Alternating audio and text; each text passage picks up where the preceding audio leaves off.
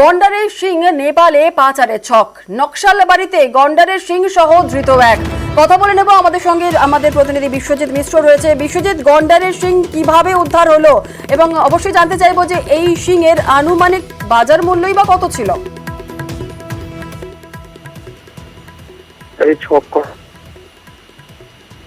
সেই সূত্রে খবর পেয়ে নকশালবাড়ি সাতবাইয়া টোল প্লাজায় ওত পেতে বসে থাকে এসএসবি এবং বন দপ্তরের কর্মীরা। সেখানেই এক যুবককে আটক করে তার কাছ থেকে প্রায় 1 কেজি 250 গ্রামের একটি ওজনের গন্ডারের সিং উদ্ধার করা হয় এবং যাকে গ্রেপ্তার করা হয়েছে তার নাম অজিত কুমার সিং, মণিপুরের বাসিন্দা।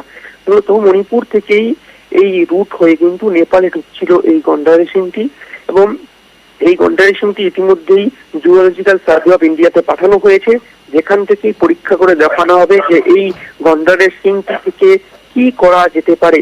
এবং গোটা ঘটনায় আরো বেশ কয়েকজনের নাম উঠে এসেছে বন দপ্তরের কাছে।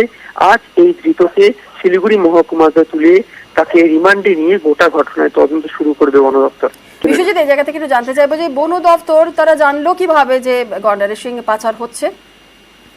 এখন একেবারেই এসএসবির কাছে প্রথমে খবর আসে যে এরকম একটি ঘটনা হতে চলছে এবং যেহেতু এসএসবি সীমান্ত সুরক্ষায় প্রতিনিয়ত নজরদারি করে এবং তাদের কাছে সোর্স মারফত ইনফরমেশন আসার পরেই তারা কিন্তু বন দপ্তরকে জানায় এবং বন দপ্তরের টিম প্রায় আলিপুরদুয়ার থেকে শুরু করে দার্জিলিং পর্যন্ত তারা বিভিন্ন জায়গায় কিন্তু নাকা তল্লাশি করে এবং তাদের যে ইনফরমেশন, সোর্স অফ ইনফরমেশন, সেই সোর্স অফ ইনফরমেশনের জেরেই কিন্তু এই কাজ হয়েছে বলে বন দপ্তর সূত্রে জানা গিয়েছে। বেশ, ধন্যবাদ।